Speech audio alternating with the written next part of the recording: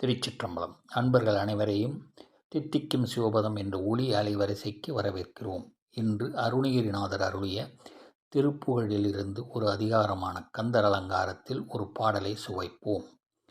ஓர ஒட்டார் ஒன்றை உண்ண ஒட்டார் மலரிட்டு உணர்ந்தால் சேர ஒட்டார் ஐவர் செய்வதன் யான் சென்று தேவர் உய்யர் சோர நிட்டூரனை சூரனை காருடல் சோரிகக்க கூற கட்டாரி ஈட்டுவோர் இமைப்போதினில் கொன்றவனே.